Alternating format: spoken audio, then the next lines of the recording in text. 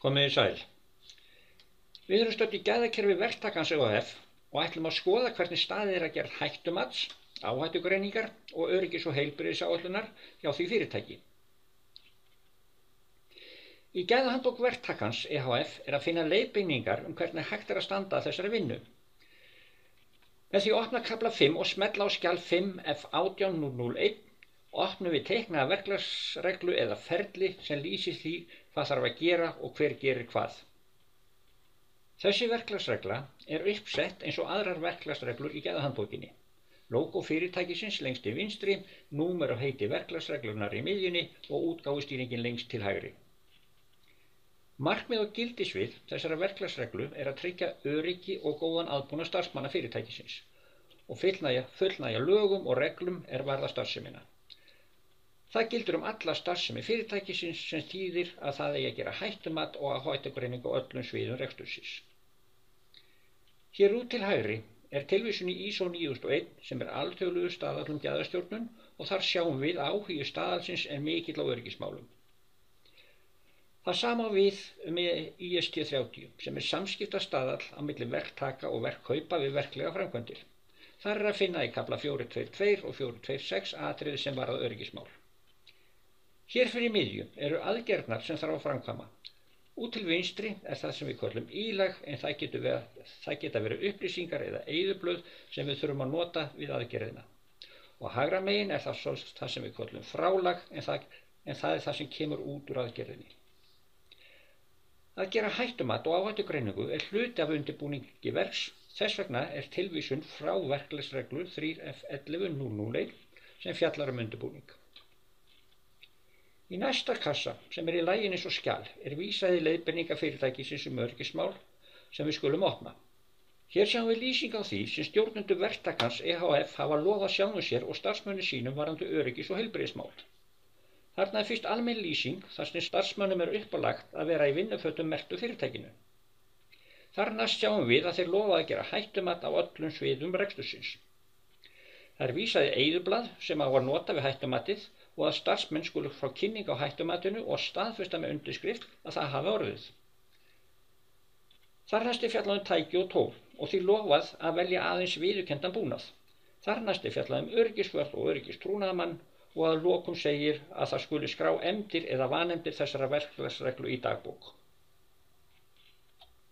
Nú skulum við fara tilbaka í sjálfa verklagsregluna. Nú skulum við halda áfram þar sem frá var horfið. Til hægri við kassan sem við vorum að skoða rétt áðan að finna ábyrgðar- og aðgerðalýsingu fyrir sérhverja aðgerð. Þar sjáum við að framkvæmdastjóranum ætlað að tryggja að allir stjórnendur þekki vilja og áætlanir fyrirtækisins öryggis- og heilbrigðismál mjög ítarlega og að stjórnendur bera upplýsa starfsmennum þessa hluti.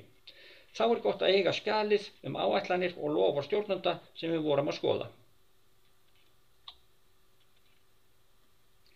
Fyrsta raunverulega aðgerðin í þessu ferli að leita uppi hættur á þeim verkþáttum eða vinnuferli sem verið að meta hverju sinni.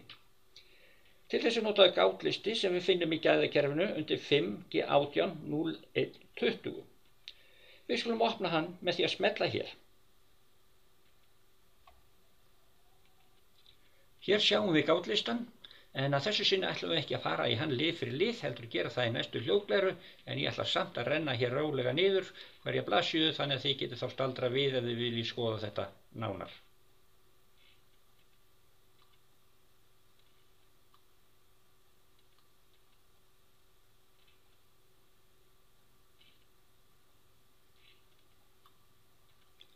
En förum nú tilbaka yfir í verklagsregluna.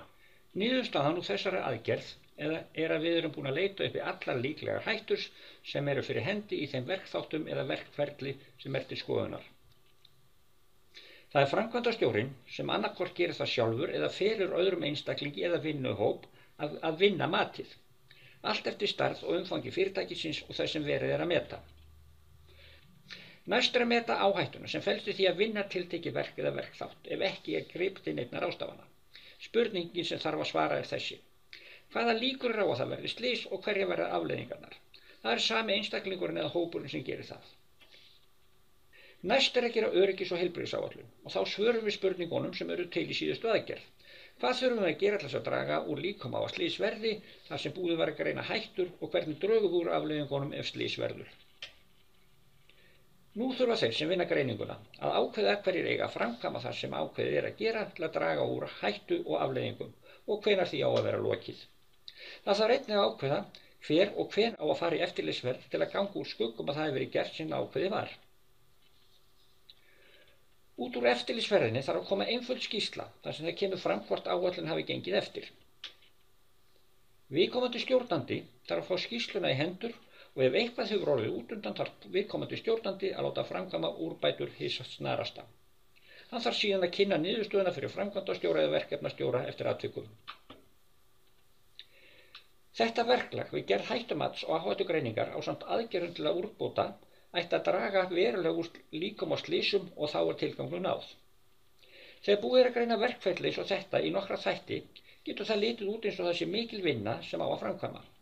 En svo er ekki í þessu tilfelli. Að gera hættumat og áhættugreiningu ásamt tilheyrandi öryggis- og heilbrigðisáætlun með þessum hætti leiðir til þess að á nokkrum mínútum er búið að koma auga á margt sem þarf að varast og gera áætlun hvernig best er að bregðast við.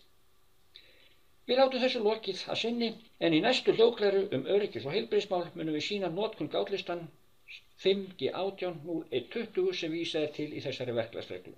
Ég þakka athyglina.